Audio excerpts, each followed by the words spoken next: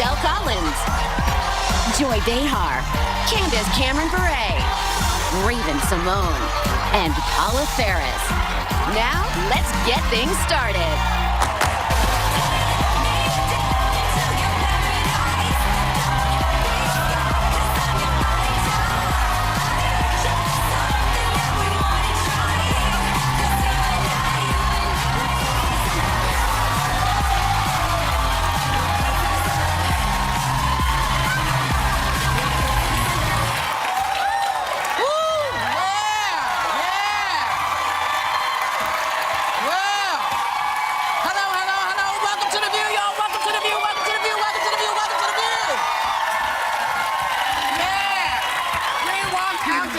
Summer by Demi Lovato, and check out how cool for summer our audience is right now, because Demi's also been an outspoken critic of body shaming, which is a hot topic we're going to be dealing with in a big way later on in the show.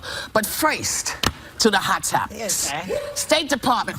Yeah? I just heard it.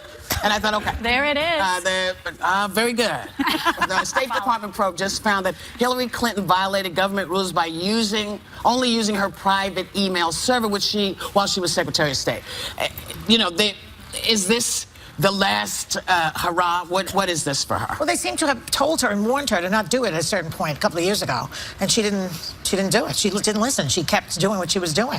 That seems to be the problem. That, you know, it goes to, is she, what's her judgment? Does she follow procedure? All that stuff, Is she above the law? And a lot of people feel like she's above the law in this Inspector General report that came out yesterday, about 80 pages, which was totally separate. This particular investigation, the State Department investigation, totally separate from the FBI investigation. Yeah, it's separate. This one, she's not still on it. Yeah, this one she's not cooperating with, but, you know, this one was done, and I know a lot of people think that there was bias involved, but it was done at the request of Secretary of State John Kerry, and that's why it's a little bit more encompassing, and it involves Colin Powell and several other former secretaries well, of they state. all had two servers, apparently, I think. Well, no, they all a lot of them use their personal email to conduct business. The thing about, in particular with Secretary Clinton at the time, she only used her personal email to conduct business, and that was set up with a private server at her home, and she never asked for permission to use it. Had she asked, they would have said no. Right, but didn't she said that she did, and she went along with all the rules and did everything that she was told she had to do, but now this report is saying no, and she didn't even give the first few months of the emails while she was there. And this is just the very reason why there are so many American voters feel that she's untrustworthy, and this is just proving that she's lying about things. Pass it into the conversation, because so if she was Secretary of State for almost, what, 6 years? Yeah. 6 years. In all of that time, nobody thought to say, hey, wait a minute, we can't do this anymore. What are you doing? Nobody thought to say, because I know that but it says the interns, that they had interns and people working telling her, you have to stop with the email, and they shushed them. But here's my question.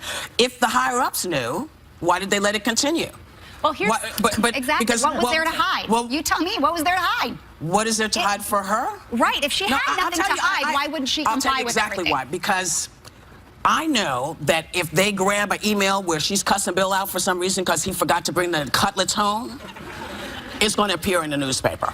I get why she did it. I don't understand why, if the State Department felt that she was breaking the law and that she was sending classified information, why they didn't stop it. Well, here's the thing. It basically, and I was going back and forth. I was talking to our political director over at ABC News, and it's basically in this Inspector General report. You know, you have some low-level staffers that approach some of her staffers and says, hey, you can't do this. But it's basically, you can't tell the boss what to do. It's like us telling our big boss what to do. I mean, you don't take advice from a low-level staffer. I'm sorry. If you're talking about classified information, I don't see how the State Department doesn't say to the president, Mr. President, we've been trying to get her to do this. We can't go on with this. But she's the boss of the State Department. But that's not the point. She's the boss of the State Department. She had been warned so many times, and they refused it. Can I just say something? The bottom line, basically, is, at the end of the day, how much does this hurt Hillary? It could hurt her. It could hurt her. Because people read headlines, and Trump is a bully about crooked Hillary. And my feeling is, if this hurts her and it pushes Bernie ahead, then we go with Bernie. That's how I feel. I'll do anything not to have Trump in the White House. You know, anything. Well, you know, I will take whoever is president, because that's what you have to do. But I will say, you know, I find it disturbing that if 500,000 people knew something was going on and nobody said anything, I think it's a little, and to say suddenly, after all this time, oh, and now we've classified this information. It doesn't pass the squeak test. I would prefer if they had started this when she was there and said, you know what, damn it, the issue with you is you're doing something and it's illegal, we don't like it, and make the stink then. The question is, will it stick? Is it going to stick or not? You know, everything sticks. Look at us. A lot of stuff. We'll be right back. A lot of stuff didn't No, we'll be right back.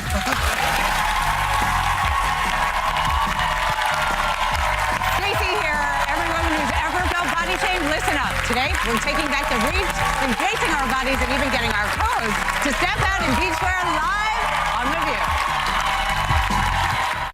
So Candace had an interesting weekend. I was in a wedding on Saturday. I was a bridesmaid. Then things took a turn. One guest did get super drunk and got arrested. Who gets arrested at a wedding? No, it was not me, Paula. You never know what they'll say tomorrow on The View on ABC. The hilarious Will Arnett, plus the outrageous Sarah Silverman, and the ladies are body shaming when they hit the stage live in beachwear.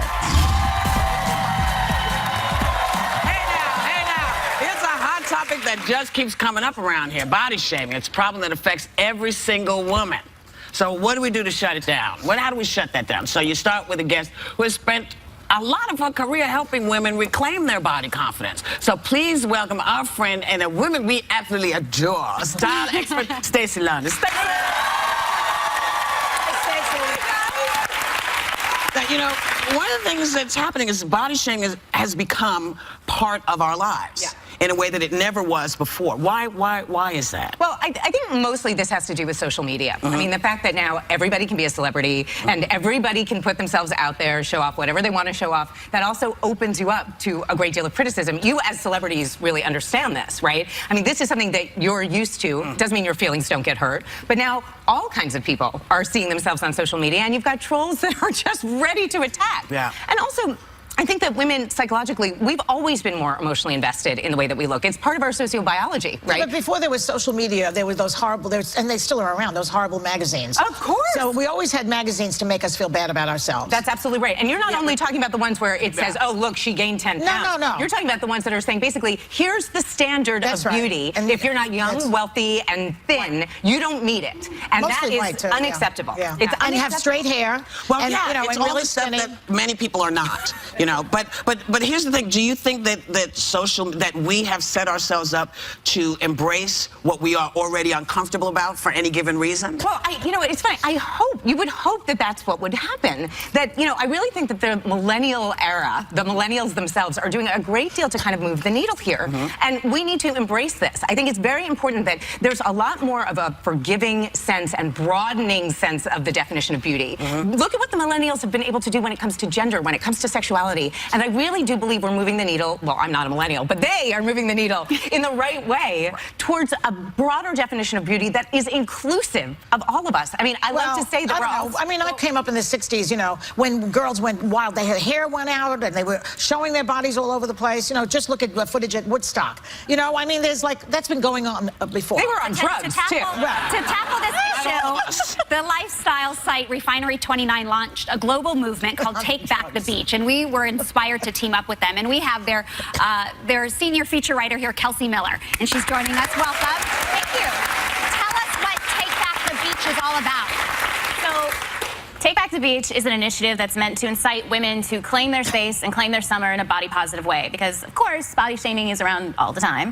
But in the summer, it's particularly acute and specific, you know, with the beach butt and the bikini body and all that nonsense. And this was really meant to shout back against that message, but also invite women to do so along with us. Because, of course, it really is women who are driving this conversation, though body positivity is, of course, for everyone. So true. And to that end, we polled 1,100 women aged 18 to 54. And we found that we're making progress, but we still have a ways to go. And you're right, social media, for example, plays a huge role.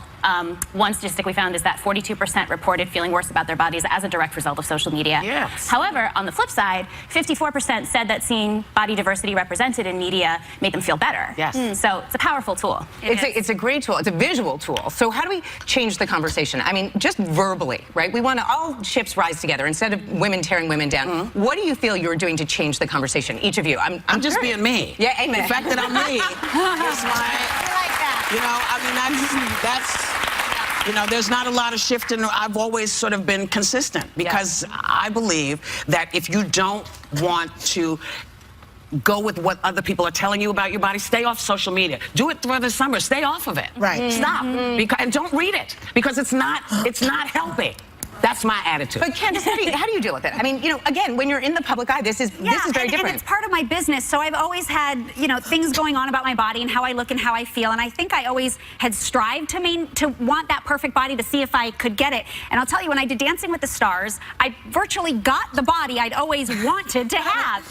Look at those abs. What happened, though, oh my God. when I now look at that picture, you know, I'm probably about 8 pounds thinner there than I am now, but I'm in still very, very good shape. Working out and health and eating healthy is very important to me. But when I look at that picture, what I realize, it gives me such freedom because I say to myself, I know that I was dancing up to 10, 12 hours a day, 7 days a week, and eating portion-controlled meals to go through the process of that. And that is not realistic for what my lifestyle is as a working mom. And it gave me freedom and grace to go, you know what? I look great. I might be 8 pounds heavier than that, but it's not worth that amount of time, and I couldn't physically do that unless I was a professional athlete. So that inspires me to feel great with who I am right now. Yeah. Joy? I mean, how do you feel about that? What? You know, I just like to say to all you millennials, be glad that you get old, because as you get older, you just don't care as much, and it's a beautiful thing. You know, we talk about so much body shaming, but a lot of times we're shaming ourselves. I mean, the voices in our head. The voices are in our head. We have that edit button. We can make ourselves look a little thinner, a little darker, whiten our teeth. But I know, you know, just working, you know, in TV, photoshopping. You can edit. You can edit yourself. That's a lie. But exactly, we're feeding into the lie. But I know, you know, for me, you know, I work in TV, and my weight has fluctuated a little bit. And I would look at photos and say, oh my gosh, I look heavy. And I realized I started verbalizing some really negative things about myself to the point where my daughter, like, I looked at this photo, I was like, oh my gosh, I would say I'm thicker. I look thicker in that photo. My daughter picked up one of the photos in our house and said, Mommy, you look thinner in that photo than you do now. And I'm like, she's only 8, okay? What kind of example am I setting? She would not have known to say that had I not been verbalizing it. So for me, I tried to really just put an emphasis on how I feel. I threw away my scale. I have no idea how much I weigh. I go by how I feel and not so much, I'm not letting a number on a scale dictate how I should feel. Right, and to be honest with you, this redefinition of beauty, I think is a combination of everything that you're saying. Give yourself permission to be who you are and be empowered by that. You know, can I just add one thing, because I didn't know the picture was up there. The picture of me when I had a child, when I was young and I had a baby. Yeah. And you know, it's fun that once you have a child, you realize what your body is really for. Yes. Yeah. All these beautiful, amazing things. If you're lucky enough to have You say, this is what that's what these big boobs are for, and what this, you know, this whole thing, that's what this is for. I never got those. But some women can't have babies. Some women, it isn't, you know, it's not just for that. But whatever it's for, it's yours. Own it. It's your body. Not everybody's going to be like this. Yes. You are all snowflakes. So don't compare yourself to each other. Comparison is the thief of joy and confidence. That's right. Love your body. Thief of you. And we want to thank you, Kelsey Miller and Refinery 29. Thank you so much. But before we go, we asked members of our audience, you all look lovely. We wanted you to come here with a body positivity and share one word about how you feel about yourself. So we want you all to hold up your signs right now and see how you all feel. It's fierce. Look at that. Nice. That's amazing. We'll be right back, everybody. Next, the big reveal. The ladies are stepping out of their comfort zones when they step out on stage in beachwear live.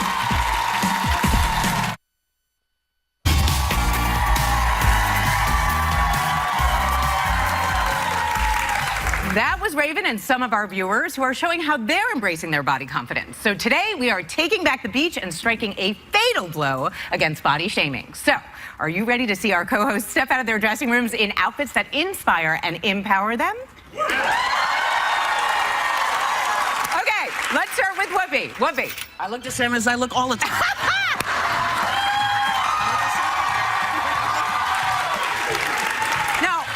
You feel good about hitting the beach in this outfit? Because it's you, right? Well, because it's comfortable. Yeah. You know, I don't mind it. I have socks on, but normally, and I got my shades on. And who can tell me what I'm supposed to look like other than me? I know what I'm supposed to look like. Okay,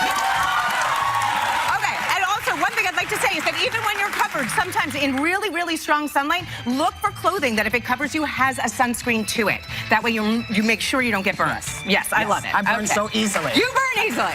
All right, next up is Paula. Paula, are you in there? I'm in here. Oh, you're wearing a trucker cap and everybody. everything. Hi. Can you come out? Yes, come out. Okay. Oh. Hello. Do you like it, Whoopi? It's not for me, but you look fine. I love your pants, by the way. Well, tie-dye seems to be a theme. I'm doing a romper. Nobody's doing what I'm doing. I'm love the sad. I'm out of the club. But tell me how this makes you feel and why you feel comfortable wearing this to the beach. Well, I'm comfortable. I'm a mom. I have 3 kids, so I'm not going to be chasing around my 2-year-old. I don't want everybody to see my world, if you know what I mean. So this is a nice tankini. I like that it's sporty, it's athletic, it's me, it's modest. So this is why I'm comfortable. Actually, that's a great point. I mean, for somebody who wants to wear a 2-piece so that if you do want to get a little color on your tummy, a tankini is a great way to camouflage your midsection until you're ready to lie down and take it off. Yep. So, all right. Which may not ever happen. But even if it doesn't, you know you can. Joy, let me see you. Oh! Chakalaka, tell me everything. First of all, I have my Kim Kardashian glasses. And normally I don't go to the beach. I only go like at 4 o'clock, 5 o'clock. I take a bottle of wine with me and a book. And I sit there, read, and drink. I do not swim in the Atlantic Ocean. I'm scared of the water. But this is what I would wear because it's really comfortable. Right. And like, like clam diggery. I like that. And it's cool. Yes. Yes. Okay, so you get drunk. That would be your word. Exactly. Okay, fabulous. And Candace, finally, last but not least. Woo! Oh, I love this peplum. I've not seen a whole lot of peplum swimwear. So tell me, how does this make you feel? It makes me feel great. I grew up in at the beach. I still live at the beach in Los Angeles. I like something a little bit more modest. This is super cute for me, and but it's stylish. I always like a little retro feel with my one pieces, and so anyway, here I am. And you look great. I'm at the beach almost every day. I surf, I swim, so I'm comfortable at the beach. Yeah.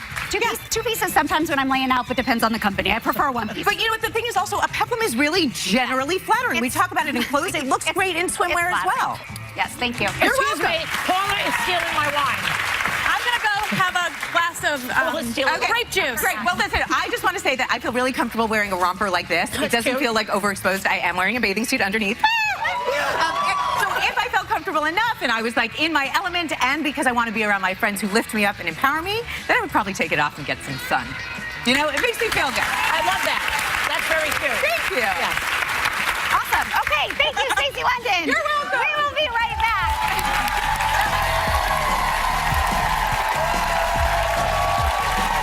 Hey there, Will Arnett here from Teenage Mutant Ninja Turtles. You probably know me from other films like The Lego Movie and Ratatouille and Despicable Me. Films that your kids sat and watched for hundreds of hours, so you didn't have to look after them. So you're welcome for me babysitting your kids.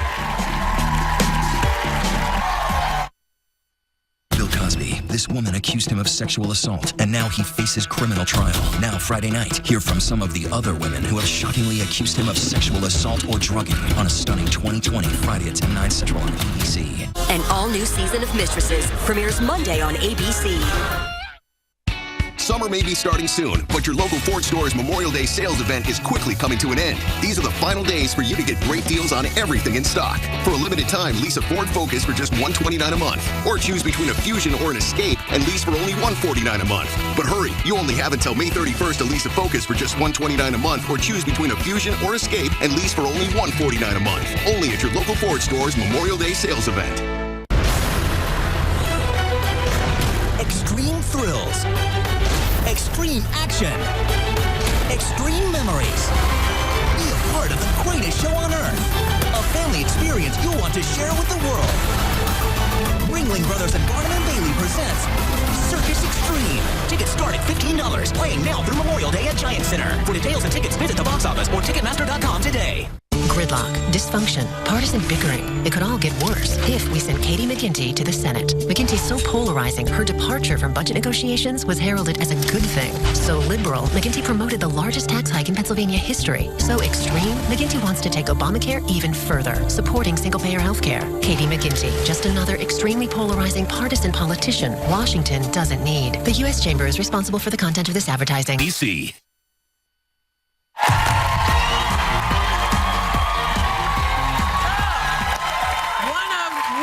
Funniest people on the planet, I feel, is Will Arnett. And he's back in the sequel to Teenage Mutant Ninja Turtles that's now called Out of the Shadows. That's a sequel. It's very good. And the gang has some unfinished business to take care of.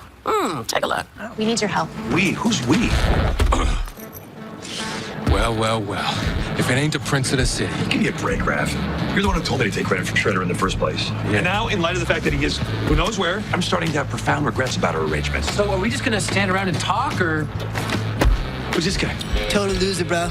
I mean, nice enough fella. If you like guys who can't even bench press, boom. Or fill out a T-shirt. Please welcome the incredible Will Arnett.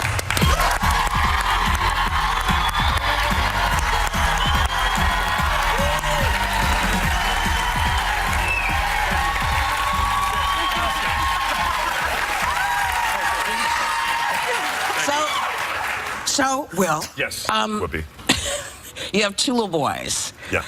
They love seeing you in Teenage Mutant Ninja Turtles. Do they love seeing you as the voice of Lego Batman? And does it really thrill you to know that you are the hippest dad in their school? Well, I don't know if I feel like I could be hipper, but How could you be hipper? I don't know. I feel like my kids are so used to it now, like that they could give me more adulation than they do. I want more. Don't we always just want more? But I do. I go to school. I did have a couple weeks ago. Went to pick up my sons, and one of the kids in my eldest son's class said, Archie, Batman's here. And I was like, that's pretty cool, you know. I mean, I'm Lego Batman. There he is. He's the smallest of all the Batmen. Yeah. But it was pretty cool. Do you ever use your Lego Batman voice to convince them to do some chores around the house? Yeah. Well, yeah. How do you do it? To punish them, I'll say, no, I try not, I always say that I don't yell, but I'll say, like, you know, if I'm, you know, say, like, turn off the iPad. It's so hard to get kids off their iPads these days, because they get sucked in, and eventually I'll go, if you don't turn off that iPad. And they'll be like, and they'll put it down. I love it. I love That's a good trick. It's a good way to get their Teenage Mutant Ninja Turtles, Yeah. one of the things my kids and I love best about it are the special effects. Yeah. So how is it acting against the big giant turtles? You're acting with them, and it's a guy, you know, it's supposed to be the turtle, and he's like big and scary, and it's a dude in a leotard. I ruined it With for two you. ping pong balls at the top of his head, you know, and he looks like he's part of the Alvin Ailey like dance troupe, you know what I mean? And you're like, wow, there they are, and they got these, and you've got to keep your eye contact on the ping pong balls. Because that's where the eyes Oh, that's what the Yeah. balls are for? Now, just to change the subject a little, I know that you're Canadian. Oh, it's interesting. I didn't know that people a lot do of that. Canadians here today. Are there really? Yeah. How's it going? There How are are you? 6 Canadians in the audience. So what do you make of the election going on? What do you think of Trump Trump, as a Canadian? what I love are his press conferences. I love it because he doesn't really talk about anything that pertinent often. Right. And he talks about, he's been doing this, I got obsessed with the video where he's talking about his hair. Somebody had said, excuse me, his hair's not real. So he pulls out the New York Times. At one of his press conferences, he takes his time, there he is, and he keeps going, my hair. First of all, he's like, this is the New York Times. This is the New York Times. I love the New York Times. So I'm reading the front page of the New York Times. I mean, who doesn't love the New York Times? This is the New York Times. New York Times. And he keeps going back to, and you're like, get to the point. He's like, they say my hair's not real. And he goes, look, it's natural. Is this my hair? And the most unnatural, what is he doing? Like, nobody shows their hair to be real by going like this. Well, he doesn't want to flip it off. It's normal. You know, there's a theory circulating on the internet that you and Patrick Wilson are the same person. Now, I've worked with each of you individually, so I know that you're not, but... We're not. There, yeah, we do have a similar... It's a little uncanny. Yeah. He's... sort of. Sort of, thank you, Joy. Yeah. We've run into each other over the years and been like, hey, do you get the same? He's like, yeah, we get the. And so last time, a couple months ago, we ran into each other in Vegas, and we decided we had to take a photo. So we took a photo together, which we each tweeted, standing next to each other, like we are not the same person, and that was necessary. I guess that quelled the conversation. Thank God the controversy has died, and the election can get back on track. If you've been looking for your long-lost brother, my husband gets mistaken for you. Is that true? Lot. I have a photo of you. Look at him. Do you see a little bit of it? That's a handsome guy. Blue eyes. I'm not coming to myself. I mean, just that, like, Cute. he's No, a cute guy. but I'm telling you guys are just about the same height. You have the same deep voice. Yeah. Oh, really? You're not the same person, though. Right. That's kind of like saying all white people look alike. Yeah. No, it's not. No, it's not. And No, it's I'm not. sorry, but in the world we live in, hashtag offended. Are you really offended? I'm super offended. I was offended before I got here. I didn't know about what yet, but now it's that. Okay, well, I'm sure you're going to be offended about this next question Yeah, that I am went on offended by Instagram. Okay, it was about hashtag not the father. Okay, your beautiful co-star, Megan Fox, is pregnant with her 3rd child, and she shot down speculation. This was funny. She posted that you and a few of the other leading men were hashtag not the father. I'm sure that was a huge relief to you. It was a huge surprise. You were wondering. What did I say? I meant relief. Yeah, because, you know, just as a father, it's a big responsibility, and I'm glad that we took the precautions necessary. That's good. To ensure that I wasn't by, yeah, what do you guys think? You know what, this audience is turned on. It's very offensive. Very offensive. I know, it's all Canadian. I know, embrace me. Well, I knew you weren't the father, because I am the father of Megan Fox's baby. Thank you to Will Arnett. Come back anytime. Teenage Mutant Ninja Turtles Out of the Shadows will be in theaters June 3rd. Make sure you go see it. It's a lot of fun. Take your kids. We'll be right back. Okay.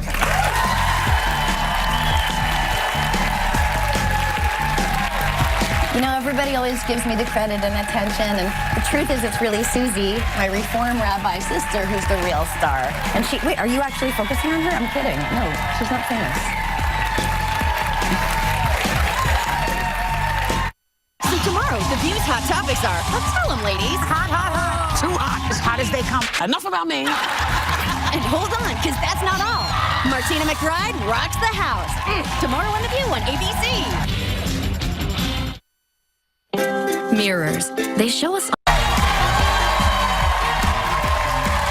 an Emmy-winning comedian and a rabbi walk onto The View. Nah, they're just sitting right here. Sarah Silverman will be on the big screen soon in the movie Pop Star. She's a big star now. I know you went, kid, but she's exclusively here today with her sister, Rabbi Susan, who's just written a new book, Casting Lots. Please welcome Sarah and Susan Silverman.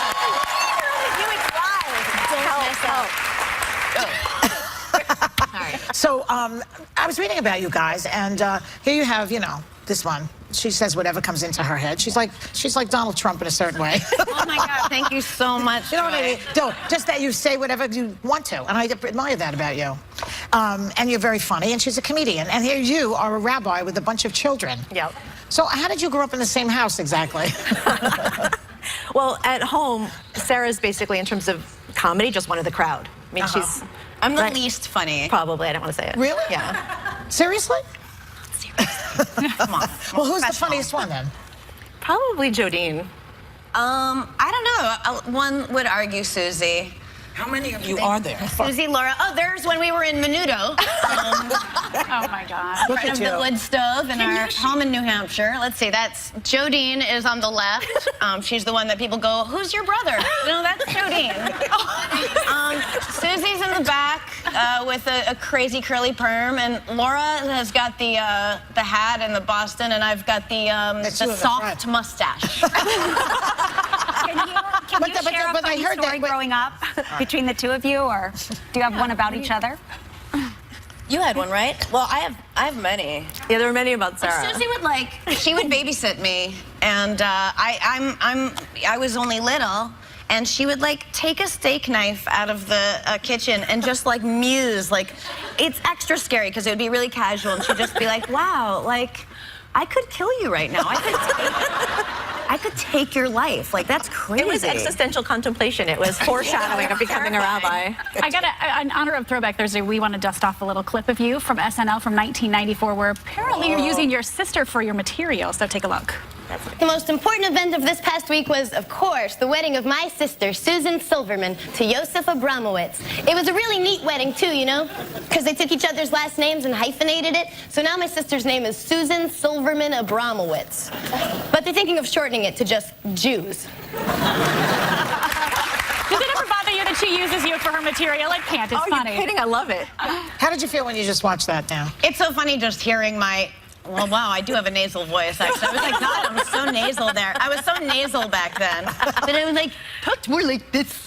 You know, it's funny when, you've been on TV for a really long time, and you're like, wow. And then my eyebrows, well, I guess my eyebrows are still pretty... You were so cute. Yes. I was adorable. That's what I was thinking. Wow, wasn't I cute as a button Cute kid? as hell. Yes. And I remember writing that joke on Mom's bed. Yeah. And was Mom okay with it? Yeah. Yeah, so there you go. We hung out, that's where we hung out, Mom's bed. Mom's bed. That was the place. What a great thing. Yeah. So, Susan, I want to ask you about your book, because it's an amazing book. It's about your experience raising 3 biological daughters and 2 sons that you adopted from Ethiopian orphanages. And you write about knowing from a very early age that you wanted to adopt. Why? I did. I think it's... Oh, it's a picture of my kids. Yes. Oh, wow.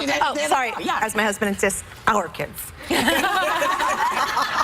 I did. I told her all the time, my room, our. When we were young, we had foster sisters in my family. So my parents were foster parents, and it's like they don't have families of their own. They don't have parents who can take care of them. It was shocking to me. And then, of course, come to find out that that's the least of it, right? In the foster care system, we have 400,000 kids without families going from place to place with nobody to call their own. And internationally, we have between 8 and 12 million children in institutions. Now, if we're estimating between 8 and 12 million, the powers that be are not doing a good job. Yeah. Wow. True that. Well, good for you. When there's a 4 million child leeway there. I mean, tell us why international adoption is important and what the adoption cliff is. Sure. So the adoption cliff is that the numbers of children who were being adopted 10 years ago are about 3 times, 4 times as high as they are now. Now, you have to understand that even 10 years ago, it was such a low number. We still had millions of kids in institutions and homeless and without parents. So... And it doesn't have to be that way. No. We can make the change. We're thrilled that you came on, really, both of you, and And the book is extraordinary. The book is great. Yeah. And just on a personal note, Sarah's dating a guy that one of my favorite British actors. Are you still with him? I hope. Yeah. Oh, that would be awkward. That would be awkward. Well, the research has told me you are, so our thanks to Sarah and Susan Silverman. And for more information on international adoption, visit our website. Casting Lots is available now, and everyone in the audience is going home. Is going home with a copy. We'll be right back. They do it all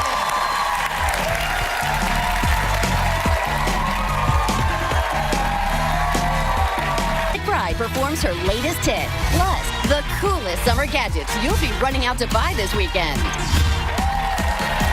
So, Fuller House was nominated for a Teen Choice Award, and Candace was nominated also for Best Comedy Actress on TV. Congratulations. Check us out on Facebook Live for our After the View. That's coming up right after this. We want you to have a great day and take a little time to enjoy whatever view you happen upon. That's right, I did it. You did it. You did it. The Hershey Bears are in the conference finals, and you can see